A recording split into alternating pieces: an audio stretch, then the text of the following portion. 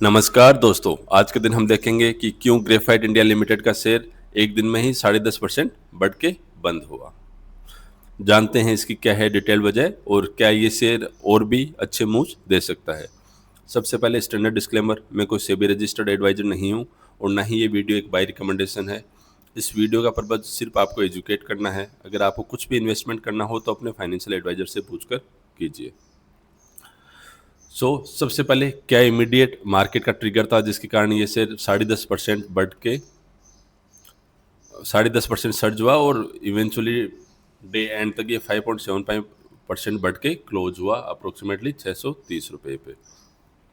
तो ग्राफ्टेक international USA company है जो ग्रेफाइट इलेक्ट्रोड्स की मार्केट लीडर है। उसने अनाउंस किया है कि इसकी जो एग्जिस्टिंग प्राइस थी $600 पर मेट्रिक टन, उसको अभी रिवाइज करके लगभग डबल ही करिए, $1200 पर मेट्रिक टन चार्ज करेगी।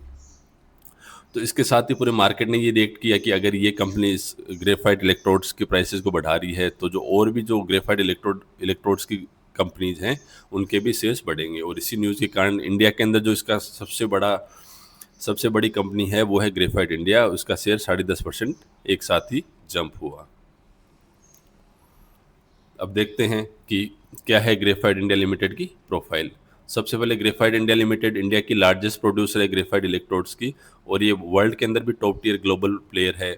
ऐसा नहीं है सिर्फ इंडिया में है, इसके एक्सपोर्ट्स भी काफ़ी ज़्यादा हैं। इसका एडवांटेज ये है कि ये कंपनी वर्टिकल इंटीग्रेशन करती है। साथ ही साथ इसका जो पावर कंजप्शन है वो कैप्टिव पावर कैपेबिलिटीज़ है। इसका मतलब इसको जो भी इलेक्ट्रिसिटी चाहिए होती है ये कंपनी खुद ही प्रोड्यूस करती है।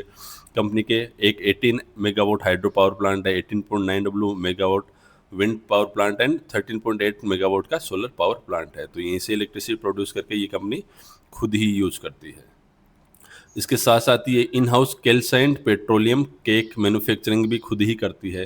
ताकि अगर ये खुद करती है तो इसकी रॉ मटेरियल्स की कॉस्ट लो होती है, क्योंकि इलेक्ट्रिसिटी और रॉ मटेरियल्स दोनों ही खुद बनाती है तो इसकी प्रोडक्शन की कॉस्ट बहुत कम है।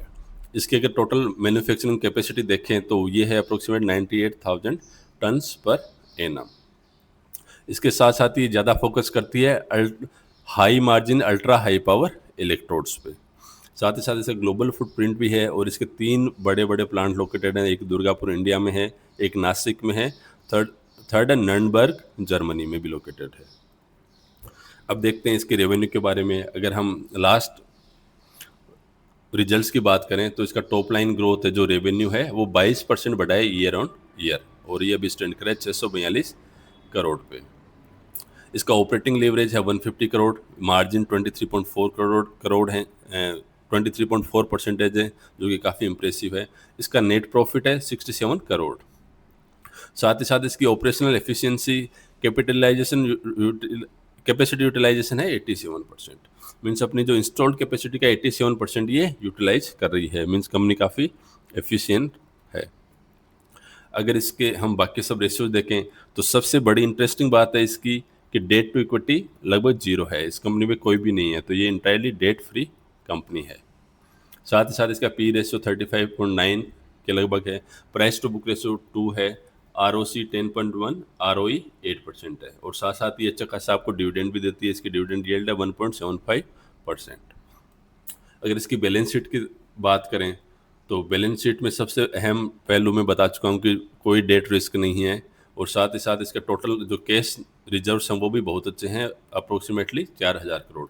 4,000 करोड़ कैश में कंपनी बैठी है। इसके अलावा इसकी जो सबसे आप नेगेटिव पॉइंट बोल सकते हो या फिर सबसे ट्रबलिंग पॉइंट बोल सकते हो वो है इसकी cash conversion cycle. Cash conversion cycle means ये कंपनी जिस दिन से रॉ मटेरियल्स को प्रोक्योर करके उसमें इसको अप्रोक्सीमेटली 359 डेज लग जाते हैं, या मानिए मोटा मोटा पूरा 1 साल लग जाता है।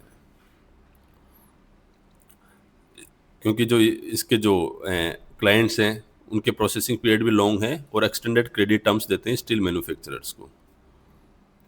इसके साथ साथ ही हम इसकी शेयर होल्डिंग पैटर्न देखते हैं।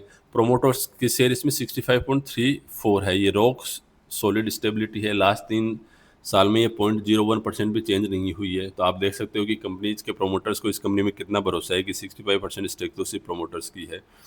पब्लिक या रिटेल में इसकी स्टेक है 18.2%, डी आई के लगभग है 10% और एफ आई की होल्डिंग है 6.43। अब इसके अंदर बाकी तो सब मोर और लेस कॉन्स्टेंट ही है। जो एफ की होल्डिंग है वो मार्च 23 के अंदर 4% थी और अब जाके ये 6.43% हो गई है। इसका मीनिंग कि ग्लोबल प्लेयर्स को भी इस शेयर के अंदर धीरे धीरे कन्विक्शन बन रहा है कि एक अच्छा शेयर है और ये अच्छे रिटर्न्स दे सकता है। अगर इस कंपनी के बारे में बात करें तो कंपनी आज तक इसने 22-52% के टोटल डिविडेंड्स दे दिए हैं। इसके साथ साथ ही कैश इंजन है। हम ऑलरेडी देख चुके हैं कि कंपनी कितने लगभग 4000 करोड़ के कैश पे बैठी है और लगभग जीरो डेट बैलेंस शीट है इसकी।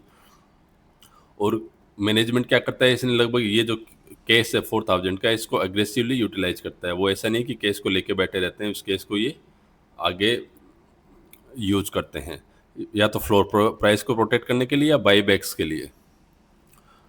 और अगर इनको अच्छा प्रॉफिट होता है तो ये डिविडेंड्स भी डिस्ट्रीब्यूट करते हैं। अगर इसके और हम रेशियोज देखे जाएं तो इसका RSI 14.16 है। तो देखा जाए तो स्टॉक टेक्निकली चार्ट्स पे ये अभी न्यूट्रल शो कर रहा है। ये ना ही ये ओवर सोल्ड है, ना ही ये ओवर बोट है।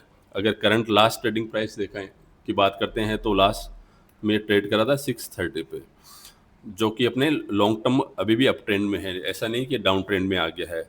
ये 200 DMA से अबाउट ट्रेड कर रहा है, हालांकि 50 DMA से नीचे ट्रेड कर रहा है। साथ ही साथ इसका बीटा 1.97 है। 3 मंथ्स का हाई एनर्जी का शेयर माना जाता है। वॉलेटिलिटी इसमें अच्छी है। बैलेंस शीट के बारे में हम अब देखते हैं इस कंपनी की क्या क्या टेलविंड्स है, क्या क्या स्ट्रेंथ है, कौन कौन सी जो मार्केट में जो न्यूज़ है जो इसको फेवर कर सकती है। सबसे पहले बैलेंस शीट फोर्ट्रेस, जो कंपनी में ऑलरेडी बता चुका हूँ 4000 नेट कैश के अंदर बैठी है। तो अगर इस सेगमेंट में, इस सेक्टर में अगर कुछ भी कभी भी प्रेशर आता है तो भी कंपनी सर्वाइव कर पाएगी। सेकंड सबसे बड़ी बात है 100% कैप्टिव पावर जनरेशन है। तो इसकी इलेक्ट्रिसिटी मैं आपको पहले ही बता चुका हूँ कि ये खुद ही जनरेट करती है। तो अगर पावर शेयर के अंदर ग्रिड वॉलेटिलिटी से कुछ भी प्राइसेस ऊपर नीचे होते हैं तो इस कंपनी को कोई फर्क नहीं पड़ना होता है। सेकंड जो सबसे बड़ी इसकी फैक्टर है वो है ग्रीन स्टील की शिफ्ट। पहले जो ग्लोबली जो स्टील होती थी वो BOF स्टील यूज होती थी, तो उसके अंदर क्या होता था, अच्छा खासा इन्वायरमेंट पोल्यूशन होता था। अब पूरा वर्ल्ड ही eco friendly electric arc furnace steel making की तरफ शिफ्ट हो रहा है।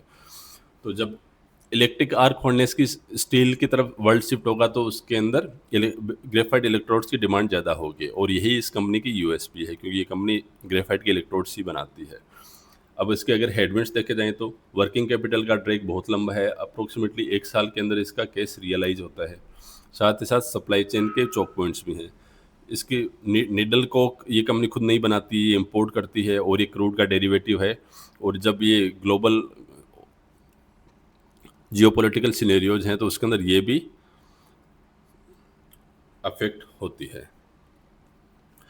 अब हम देखें कि जो ग्रेफाइट की इलेक्ट्रोड की साइकिल है, इसके अंदर क्या है कि अगर आपको कोई नया भी ग्रीनफील्ड प्लांट सेट करना होगा तो 4 से 5 साल का टाइम लगेगा। तो इसके अंदर क्या होता है कि फेजेस चलते हैं कि इसकी सप्लाई और डिमांड स्टेबल नहीं है।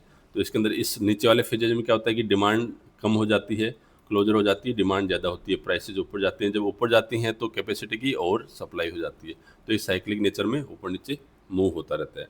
ऐसे टाइम पे ही जो ग्रेफाइट इंडिया जैसी कंपनी है जो अच्छे खासे केस में बैठी हैं, उनके लिए ये अच्छी न्यूज़ है, क्योंकि वो जो क्रेश वाला पीरियड होता है, लो पीरियड होता है, उसमें भी ये सर्वाइव कर सकती हैं।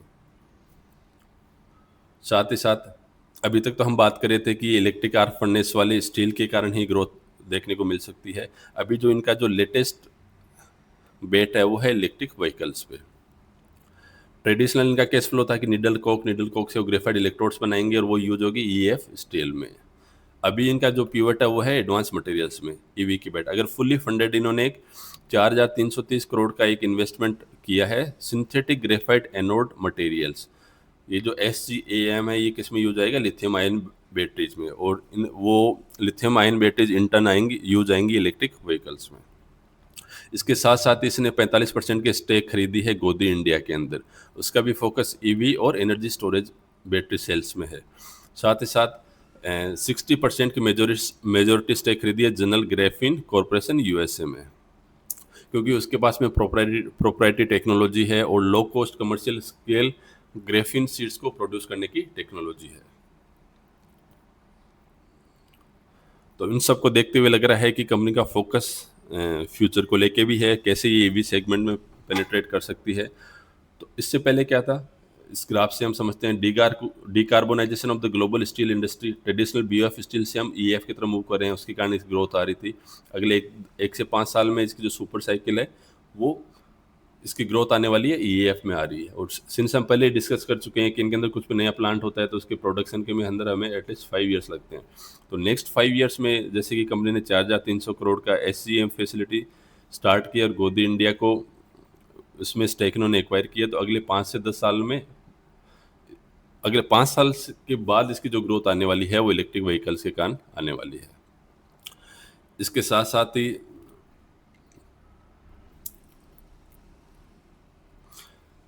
बहुत सारी कंपनी ने इसको रीरेट किया है। करंट स्टेक ये बता रहे हैं cyclic industrial stock average P 10 to 15 का होगा, 15 का है, जबकि फ्यूचर स्टेट जब एडवांस बैटरी मटेरियल सप्लायर होगा तब इसका पी 30 to 40 हो सकता है।